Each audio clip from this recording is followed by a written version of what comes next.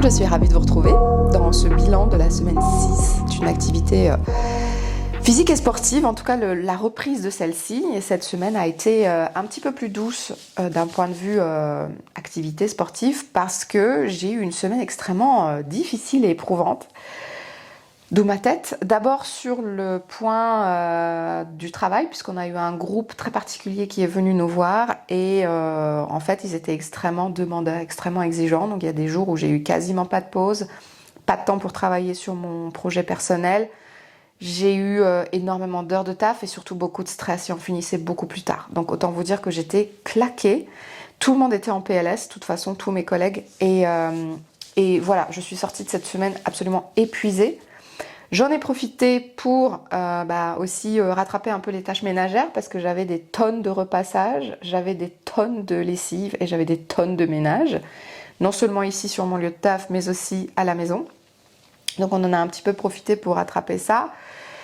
Et aussi, en plus des promenades chiens, j'ai mon temps de travail personnel qui en a quand même un petit peu pâti et comment vous dire, le sport aussi. Alors j'ai réussi quand même à faire un tout petit peu de sport dans la semaine. J'ai commencé par une balade à vélo. Alors c'était pas mon vélo de route, mais c'était un vélo comme ça. J'ai fait une balade de 23 km je crois. C'était hyper cool parce que j'ai réussi à me dégager quand même du temps sur une journée où il a fait un temps superbe. Je suis allée sur une plage déserte où je me suis posée et j'ai commencé à lire. J'ai lu un petit bout du livre Performant de Dylan Eskin, qui est un livre auto-édité et qui parle de la course à pied. Donc un sujet qui est absolument passionnant et ce livre, je vais vous en parler en fin de cette vidéo. Et j'ai profité pour ensuite revenir à vélo. En dehors de ça, à part un peu de yoga et un tout petit peu de renforcement musculaire, j'ai pas fait grand chose, mais j'ai allié l'utile à l'agréable puisque mercredi ou jeudi, je suis allée en vélo à la maison. Donc j'ai fait 40 km de vélo et sous la pluie et le vent.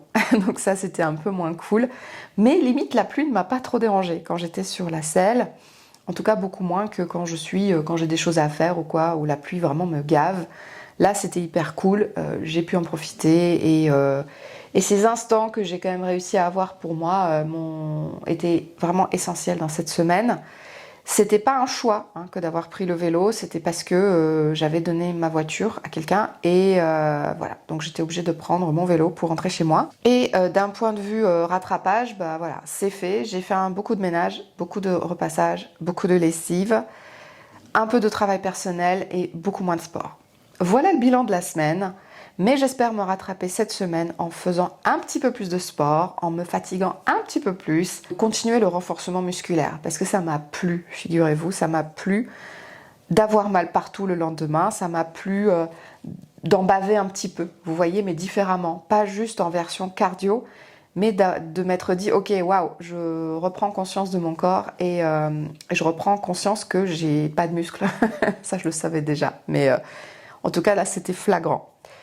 Alors, je ne vous ai pas précisé, j'ai fait de la gym avec une jeune femme que j'adore, que je trouve extra, et je la connais depuis de très très longues années, parce que je la connais déjà depuis les années 2005-2006. Elle s'appelle Zuzana. Alors, sa chaîne, elle a changé de nom, aujourd'hui c'est Zuzka Light. Et elle tient une chaîne de fitness. Alors, elle parle anglais, mais comme elle est tchèque d'origine, elle a un anglais très simple, avec un fort accent. Et en fait, c'est facile de compréhension si vous parlez un petit peu anglais, ou même très peu. Et en fait, elle fait énormément d'exercices, ou quasiment que des exercices au poids du corps. Donc, il n'y a pas d'accessoires. Et elle est sculptée comme jamais. Alors, il faut savoir qu'à l'origine, c'était une actrice porno. Et qu'elle n'était pas du tout satisfaite de la forme de ses fesses. Et donc elle raconte dans ses toutes premières vidéos, je veux dire ça date, parce que j'avais la vingtaine et je faisais déjà ces vidéos, quoi. J'avais genre 25-30 ans et je faisais déjà ces vidéos. Et j'ai des carnets entiers qui sont remplis de schémas en fait de ces séquences de gym. Et donc de renforcement musculaire. Et donc elle s'est rendue compte qu'il n'y avait que une bonne forme de sèche et aussi les exercices comme ça, c'est ce qu'on appelle le HIIT et aussi le renforcement musculaire qui permet réellement de sculpter son corps et elle a pu obtenir la paire de fesses qu'elle désirait et aujourd'hui elle a un corps absolument magnifique. Elle travaille énormément et puis elle vit de sa passion hein, aujourd'hui, qui est ce renfort. Et elle l'entretient. Elle a vraiment cette régularité que j'adore et dont je suis absolument admirative. Donc je vous conseille énormément sa chaîne, Zooskalite. C'est pas la chaîne qui va ressortir tout de suite quand vous allez chercher des cours de gym sur YouTube. C'est peut-être pas la meuf la mieux référencée, mais c'est vrai qu'elle a sa chaîne, elle existe depuis super longtemps. C'est quelqu'un qui est d'une consistance rare et aujourd'hui elle a aussi toute une plateforme qui est payante en fait. Vous pouvez adhérer et vous pouvez faire ses vidéos. Alors moi j'adhère pas parce que j'ai des carnets qui sont remplis de ces exercices, mais de temps en temps je prends une des vidéos récentes pour justement faire des exercices comme là. En fait c'était un workout for beginners comme elle le dirait, et c'était pour les débutants et c'était hyper cool. Donc voilà, moi je vous conseille énormément de suivre sa chaîne. C'est une personnalité très attachante et aussi très professionnelle et hyper bienveillante.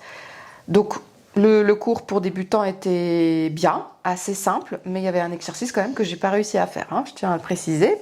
Et surtout, j'étais parasitée par mes chiens. Mais bon, ça c'est toujours quand je fais du yoga et dès que je fais des trucs au sol, les gars, ils viennent m'embêter. Bon, bref.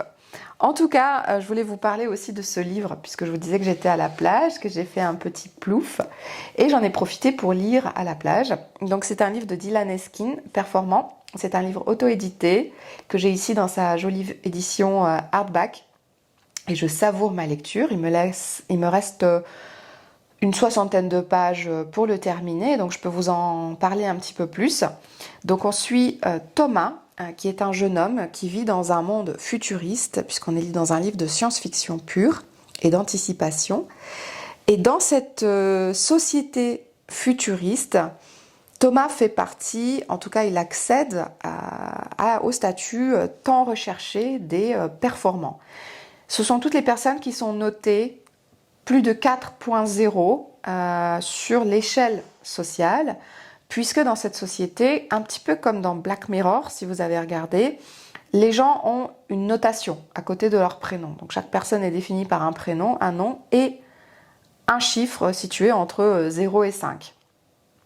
Donc Thomas travaille en freelance pour des boîtes, voilà, dans l'informatique. Hein, moi, je ne connais pas grand-chose en informatique.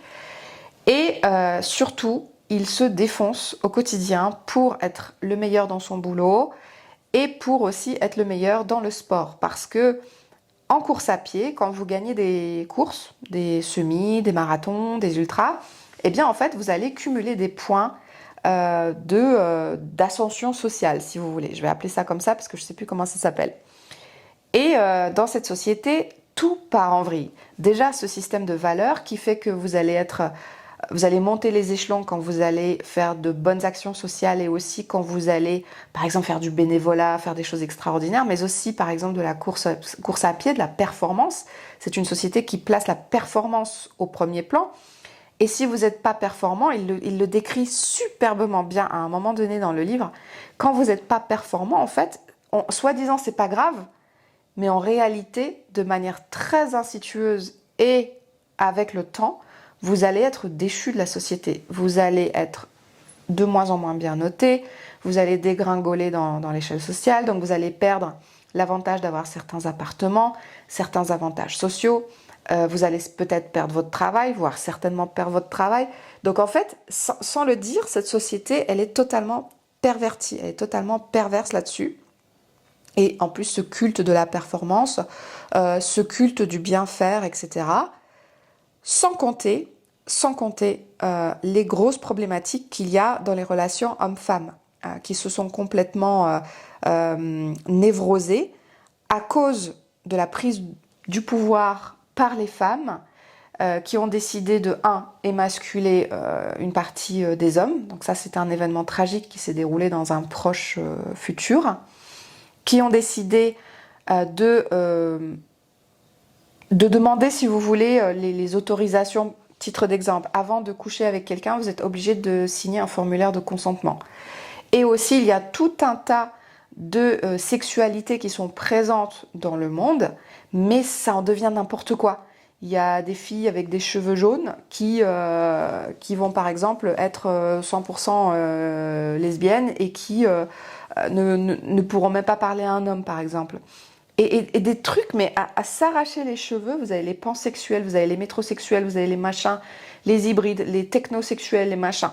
Bref, je veux pas trop prononcer ce mot-là pour pas être ban de YouTube, mais en gros, dans cette société, vous l'aurez compris, cet aspect-là de l'humanité est très très fort, exacerbé, très varié. Alors ça, c'est hyper cool, c'est coloré, mais ça en devient très compliqué à gérer. Parce que dans le métro, par exemple, il y a des wagons qui sont réservés aux femmes non binaires de couleur noire.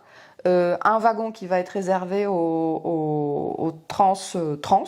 Un wagon qui va être réservé à d'autres, etc., etc. Donc je vous dis pas la taille des trains, quoi.